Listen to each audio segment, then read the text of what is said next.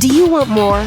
More time, more balance, more love, more sex, more money, more real, and less bullshit? This is the Women Wanting More podcast with Dr. Karen Osborne. Real life, real stories, plus real tips to get you more of what you want.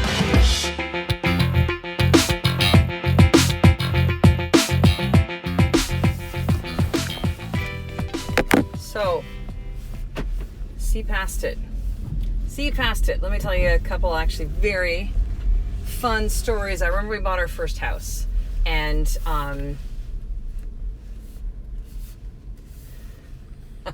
can't. Wow. Okay. Thank you. So this is what happens when you're on the podcast with me, and we are driving together in my car. It's like you're a passenger next to me.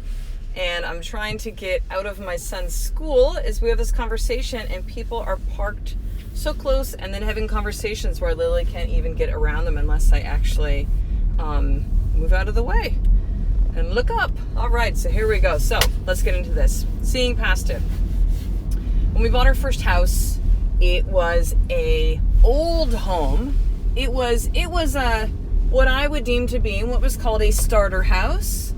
It's so funny because the new generation of kids in their 20s that want to buy houses now want everything all done. However, that was not us when we bought our first house. We're just like, we bought our first house. We're so excited and happy. And I remember when our realtor was showing us homes. And we find this home, which ended up being our home. And she was like, look it. You got it because it was like the original owners. It was built in 1960. We bought the house in, let's see, when that have been? 2003, I want to say. I think we closed like on December the 21st, right before Christmas. And so it was a very old house with, like where the curtains would go all the way across the wall with the pull cord, right? Like it would just be these massive heavy curtains. The original, like a peach colored paint, like it was awful. It was just so old, had not been updated. Any updates, I'm going to say that word in air quotes, which you can't see right now, air quotes, updates, were done at the time when DIY was like, the man of the house would just do stuff that he feels he should do. And it's like they do like MacGyver kind of renovations. And the reason why I know this is because when we then went to renovate the house, all the different renovations that we did, you start to open up walls and like, oh man, this guy tried to do the pipes, he tried to do this, we got to fix this, we got to fix that. This is what the men did in the houses back then. Way before books on home renovation, way before Home Depots, and they would just kind of, I don't know. Anyways, so I remember our realtor Jill saying, listen, you need to see past floors and paint right now. You got to see this house has great bones. It's right within your price range. Like, the price has gotten dropped. Like, this is a good home. And we were like, okay, we can do that. Now, the problem is for a lot of people who look at houses is they can't see past it. Like, I don't like the color of the walls. It's like, who gives a rat's ass? Like, paint and floors are the easiest things to change, right? Like, it's not, you have to kind of see the big picture. So we had to see past it in order to see the house that we actually created with all the renovations over the 6 years that we lived there until we ended up selling that home and passing it on to another couple at the time. And it was actually right before, we didn't know at the time, right before our son was born, and we got in the call about 2 months after we moved into our new home from there about our son Tyson, how we were chosen by a birth home since we adopted both of our beautiful sons. So seeing past it. So how does this relate to you, right? Great, Karen. We're getting some advice today on buying homes and home renovations. This is great. Women Wanting More? Did I tune into the wrong podcast today? What's going on, right? But check this out. And so when we have people will say things to us, will do things with us, to us, for us, we can feel hurt by things that maybe are said or done that are not kind, that are, anger, that are hurtful, that are mean, that are, that maybe at times maybe even feel like they come out of a place where you're like, where does that even come from? I don't feel that way. That's not no, that's not what I said. That's not what I meant. And like, you know it, right? It's one thing to kind of go, well, that wasn't my intention. Didn't you hear my words? But yet behind the energy was like this, like, like you wanted to stick it to somebody. Like there was a passive aggressive kind of vibe, right? But it's another thing when you know that it's like, no, like I was purely just like, I said that to you because like I love you and I care about you, right? Or I'm just here for you kind of thing. I'm not sure why the anger's being thrown my way. You know, it's kind of like, well, what did I do to deserve, right? We can kind of go to that kind of place. But I want you to consider, just like that house that our realtor Jill showed us, still one of the, by the way, sidebar, still one of the funniest lines ever. I don't think we'll have a realtor like Jill again. And she goes in, she shows us the house, and we're in the basement, and it's partially finished again. We'll say, use that in air quotes. They just put up some of the old school wooden panels, which weren't really wood. And we look at the furnace, and she goes, that furnace is older than God. You're going to need to replace that at some point soon. Oh, Jill. Just love that woman. But you got to be able to see past the comments, the hurtful words. See past it. See past it. Because behind those hurtful words is somebody who's hurting. Behind the anger that might be coming your way is somebody who's just really stuck in their subconscious program and they don't know. Behind that is somebody who just so desperately wants to break out of those patterns and they just don't know how. See, I believe my truth is that everybody was born into goodness and beauty and love, and that is the default state that we are as human beings. Now, you might have a different belief system. That's okay. I honor that too. But I feel that everybody is good. I feel like there are experiences that change us, that shape us, not forever. Just like we now know the theory of plasticity about the brain, meaning it's like we don't get to a certain point and then we're just done. Like somehow it's solidified what we can do or how we can think or how we can learn or how we can feel. We now know that there is a plasticity. It can be constantly mended and molded and shaped. And so who we are as human beings, regardless of what has happened to us, regardless of our experiences, regardless of how we were raised or the traumas and the wounds that we are experiencing or have experienced, there's a plasticity. There was always the choice to change. There was always the choice to heal. We're not set of who we are or how we were raised with the experiences that have happened to us. And so understanding that when another human being, either someone who's close to, and by the way, it's usually the ones who are closest to us that is cheesy and, is kind of as much as this makes no sense, are the ones that hurt us the most, okay? I'm not justifying people's behavior or actions saying, no, just whitewash it, because they didn't really mean it, right? And somehow you need to lay down and be the doormat. No, there's boundaries, right? But there's a way of understanding and not allowing those things to set inside of you, because you can see past the words, because you can see past the behavior, because you can see past the hurt, because you can choose that, right? You can see that. And this is hard, by the way. I'm not a master of it by any means. Not by any means have I mastered this. It's not easy. It is not easy. It is easy to react. It is easy to take things personally. It is easy to create stories and maybe just like we pile on, perhaps if you've known this person for a while, you've grown up with them, maybe their family or it's your parents, and you just you piggyback on all of the stories and things in the past and go, see, it just proves my theory. This person is a fill in the blank. Or you can choose to see past it. You can choose to see that everybody has their off day. You can choose to see that everybody is doing their fucking best. You can choose to see that those things are not about you, even though they really feel about you and that person's saying stuff about you. A lot of that stuff is not necessarily about you. Now, let me just, a caveat on this, okay? This does not excuse our actions and behavior, by the way. It's very easy to deflect. and say, oh, that person's saying that thing because it's just about them and their wins and their stuff. Yeah, Karen, you're right. Yes, and we also accept responsibility for our actions and our choices and our words. Knowing that that's a hard thing to turn the mirror back on ourselves and go, oh shit, I'm responsible for this stuff as well. And that's also a hard thing, because then this might be interpreted by you too, sister, brother, of what do you mean? It's not my fault. Are you saying I should take the blame? I should feel guilty? No, I'm not saying any of that. I'm saying that we are all responsible for the things in our life. All of it. You can't say I'm not responsible for this, but then for that one. And of course, there's always exceptions to the rule with these things, right? But we are responsible for the choices in our life. We can't just, it's that thing, right, where it's like, oh, I can see it in somebody else, but wait a second. How about you see it in yourself? Oh, no, I'm good. Like, no, this is this person's thing. No, there's probably something in there for you too. Like, the people close to us really are our mirrors. Actually, everybody.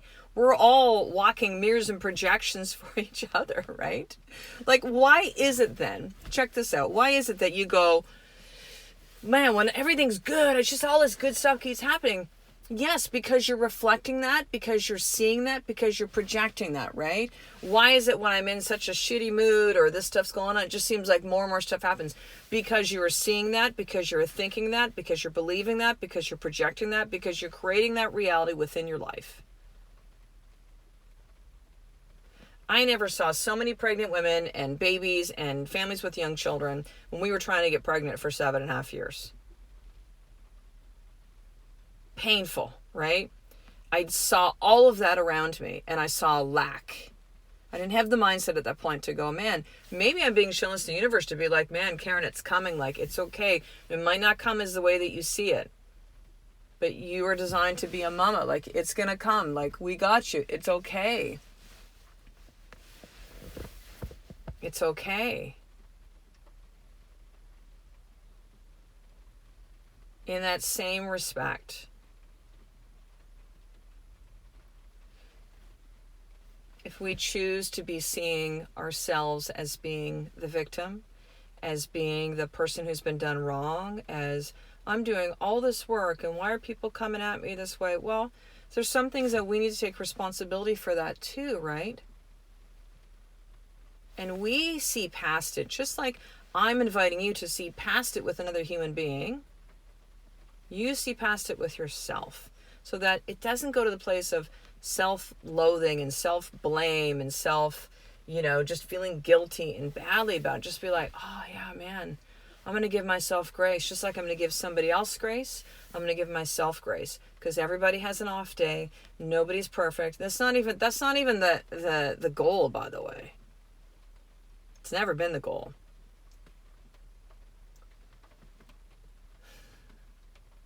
And I see past the things that I've said and my mistakes and my behavior and my choices. And I go, oh, that's why I did that. Okay, got it. I understand now. Thank you for that lesson and that gift. And maybe I clean it up and I apologize, or I forgive and I let go and I move on. And I have the opportunity to choose different. In every situation, to see different, to understand differently. Not an easy path, this spiritual one, is it? It's not.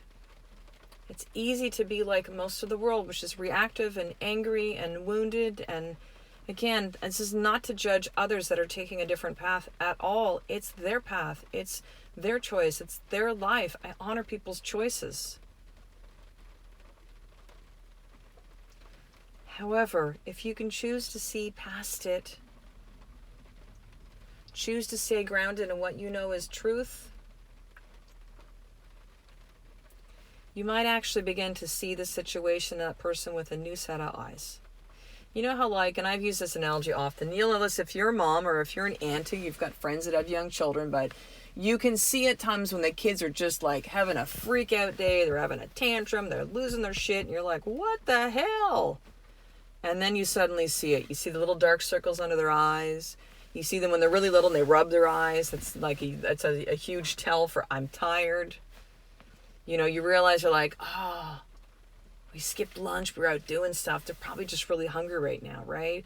Maybe they're a little bit older and they talk to you when you're snuggling in bed at night about something that happened in school and they're upset about it. And you're like, oh, that's what that was about, right?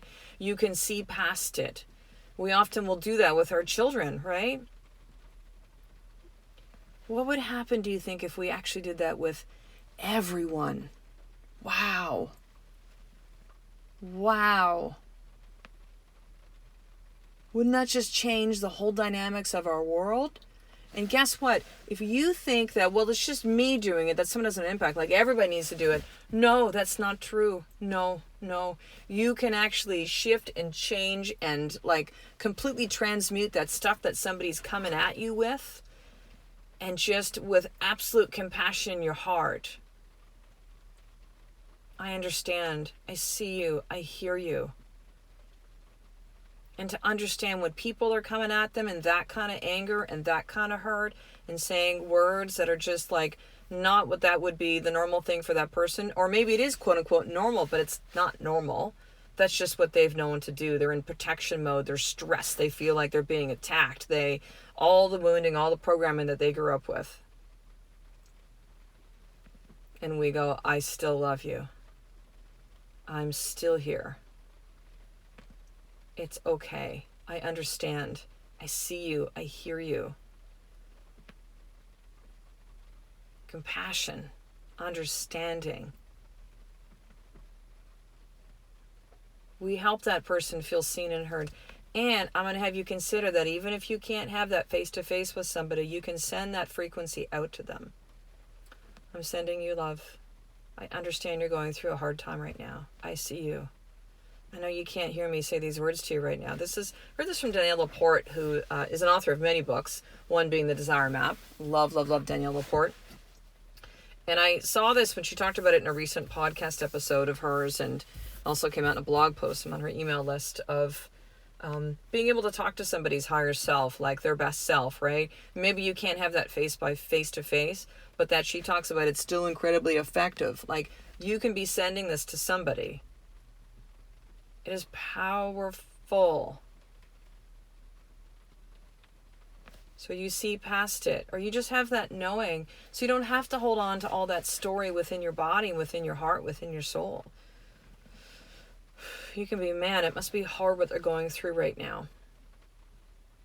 Right? It's like if you see like an animal that's like really reactive, if maybe seen this with animals that like, they're really like like maybe they're like in attack mode and they're just kind of like, they feel like, seems like they're angry, but they're just like defensive all the time, or they're a dog that bites, or cat that's like, rah, like, just you see them like, man, what is happening inside this animal where they're just so reactive, or they're scared, or they cower when they hear like lightning, or, when they hear lightning, when they see when they see lightning, or when they hear thunder, thank you. My brain caught up. See past it. So here's your more tip for today. Just write this on a post-it note. I haven't done this more tip for a while, but I feel this is a really powerful one.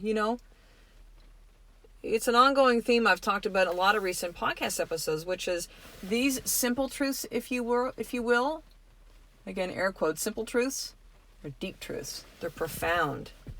And just write the title of this episode on that post-it note. Put it up your steering wheel of your car.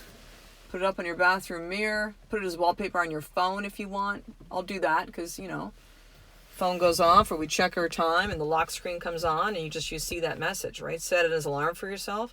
See past it and write those words. See past it. See past it. Those are words for yourself, and those are words for others. And know that every time that we make that choice, we are part of making our world more conscious and connected and more loving. It's big. It's really, really big. These types of tools, right? This kind of conversation, how do we get out of that subconscious programming, right? You might hear me talk about this and go, oh my God, I'm just stuck in it.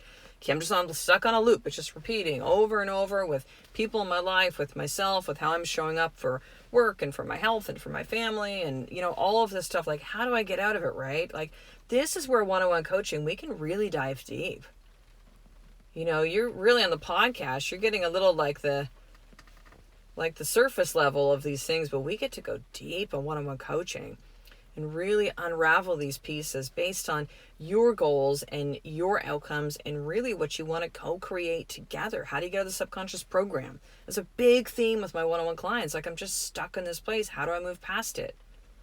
How do I really start to feel worthy? So many of you have feelings of like not enough, not good enough, not worthy, not deserving. How do I claim my worthiness? How do I step into this powerful feminine power that we have? And to allow the things in my life to come to me. Like, how do I do that? How do I get to those places, right?